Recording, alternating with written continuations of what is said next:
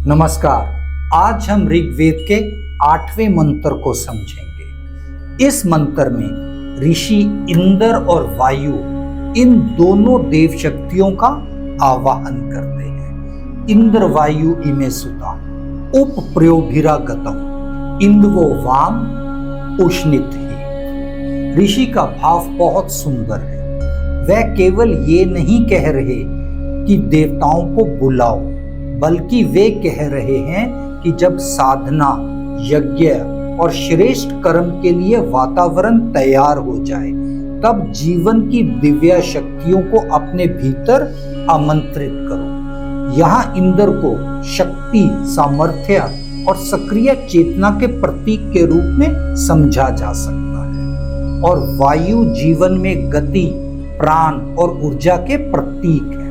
इसलिए इंद्र और वायु का संयुक्त आवाहन एक गहरा संकेत देता है। शक्ति हो लेकिन उसके साथ गति भी, ऊर्जा हो लेकिन उसके साथ सही दिशा भी। सोम का अर्थ समझते हैं। ऋग्वेद में सोम का अपना विशिष्ट वैदिक और यज्ञ संदर्भ है, लेकिन इस मंत्र के भाव को समझते समय इसे केवल एक पेय पदार्थ के रूप में देखना पर्याप्त नहीं है। यहाँ सोम उस पवित्र अर्पण और साधना के फल का भी संकेत देता है, जिसे साधक देव शक्तियों के समक्ष प्रस्तुत करता है।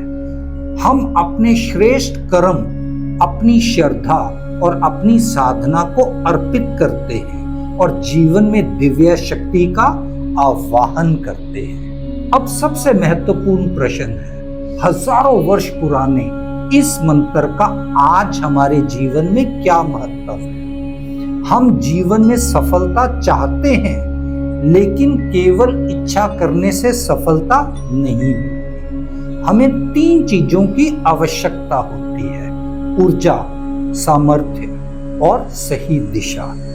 इंद्र हमें सामर्थ्य का स्मरण कराते हैं, वायु हमें गति और प्राण शक्ति का, और सोम हमें याद दिलाता है कि हमारी साधना और हमारे श्रेष्ठ कर्म ही हमारे जीवन का वास्तविक अर्पण है। इसलिए यदि हमारे पास शक्ति है लेकिन दिशा नहीं है, तो शक्ति व्यर्थ जा सकती है। यदि दिशा है लेकिन ऊर्जा नहीं है, तो हम आगे नहीं बढ़ पाएंगे।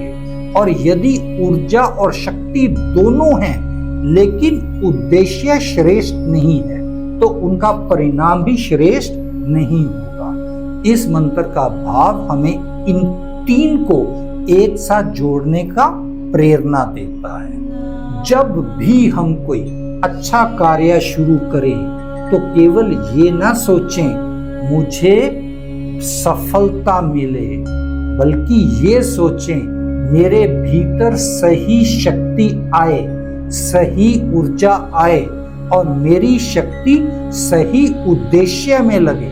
यही इस मंत्र को आज के जीवन से जोड़ने का एक सुंदर तरीका है। ऋग्वेद का सौंदर्य यही है कि उसके मंत्र यज्ञ और देवताओं के वैदिक संदर्भ में बोले गए हैं, लेकिन उनके भीतर जीवन को समझने के अनेक स्तर भी दिखाई देते हैं। प्राचीन ज्ञान हमारा अमूल्य खजाना है। उसे समझना, सरल बनाना और अगली पीढ़ी तक पहुंचाना हमारा दायित्व है। यदि आपको ऋग्वेद के मंत्रों को सही सरल भावार्थ जीवन में उपयोग के साथ समझना अच्छा लग रहा है, तो डिस्कवर धर्मा को लाइक करें, शेयर करें, सब्सक्राइब करें। Thank you.